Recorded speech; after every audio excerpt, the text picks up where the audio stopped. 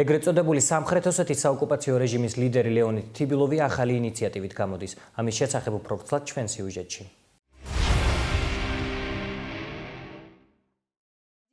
ეგრეთ წოდებული სამხრეთ ოსეთის დე-ფაქტო ლიდერი ლეონიდ თიბილოვი საქართველოს ოკუპირებულ ტერიტორიას ახალს უცვლის. უკანონო ინიციატივა რეფერენდუმზე იანვარში გავა. ლეონიდ თიბილოვის თქმით, პოლიტსაბჭო იანვარში შეიკრიბება ამ საკითხის განსახილველად და სამხრეთ ოსეთმა შესაძლოა დაიბრუნოს ისტორიული სახელწოდება ალანია. ჩვენ ვგეგმობ ჩავატაროთ პოლიტსაბჭო და დავპატიჟოთ საზოგადოებრივი და პოლიტიკური პარტიები, რომლებიც არ შედიან ამ საბჭოში. განვიხილოთ ეს საკითხი და შემდეგ კი გავიტანთ რეფერენდუმზე.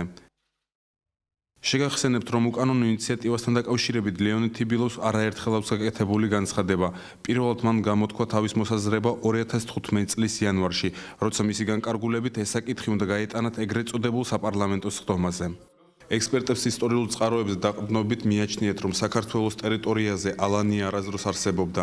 ნიკეთ შიტაძის განმარტებით ეს ქმედება ქართული კვალის წაშლის კიდევ ერთი მცდელობაა.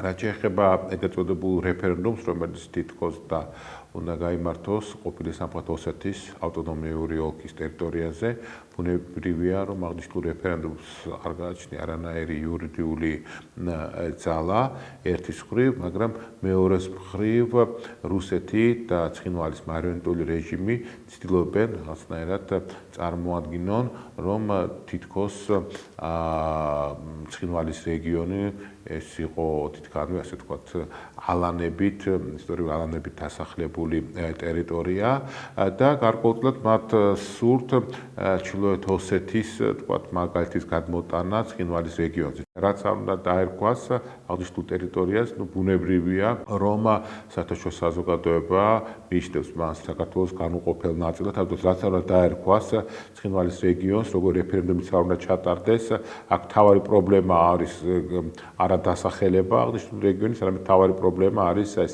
დე-ფაქტო არსებული ვითარება, როდესაც რუსეთს არა მხოლოდ ოკუპირებული, არამედ ანექსირებული აქვს ცხინვალის რეგიონი. 2017 წელს ოკუპირებულ ტერიტორიაზე დანიშნულია ეგრეთ წოდებული საპრეზიდენტო არჩევნები. პოლიტოლოგს მიაჩნია, რომ თვითგამოცხადებული ეგრეთ წოდებული სამხრეთ ოსეთის რესპუბლიკის ეგრეთ წოდებული პრეზიდენტი ცდილობს ეს გამოიყენოს პიარისთვის. ამ ქმედებით ლეონიდ თიბილოვს სურს მოიპოვოს ხმათა უმრავლესობა ოსეთის მოსახლეობაში. ექსპერტს მიაჩნია, რომ კრემლს სურს ჩრდილოეთ ოსეთის მაგალითი გადმოიტანოს ცხინვალის რეგიონზე და საერთაშორისო თანამეგობრობას მოახვიოს ის აზრი, რომ თითქოს ამ ტერიტორიაზე ოდესმე ისტორიულად ალანები ცხოვრობდნენ.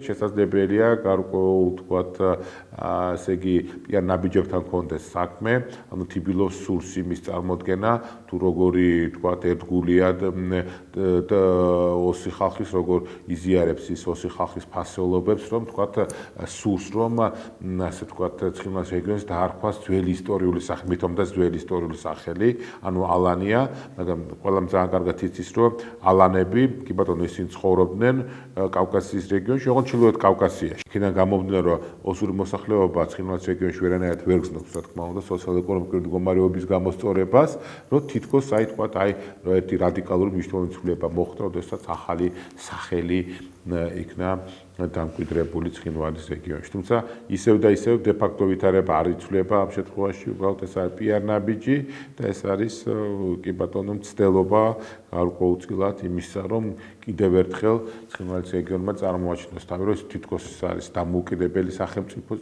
ეგრეთ წოდებული სამხრეთ ოსეთის ადმინისტრაციაში მიაჩნიათ, რომ ეს უკანონო ნაბიჯია და პროგრესს ვერ მიაღწევს. დიმიტრი სანაკოევის განმარტებით, ცხინვალის რეგიონის ტერიტორიაზე ალანია არასდროს მდებარეობდა და ეს ქმედება საოკუპაციო რეჟიმის წარმომადგენლებს უნდათ გამოიყენონ მოახლოებულ ეგრეთ წოდებულ საპრეზიდენტო არჩევნებში საკუთარი პიარ კამპანიისთვის. პირველ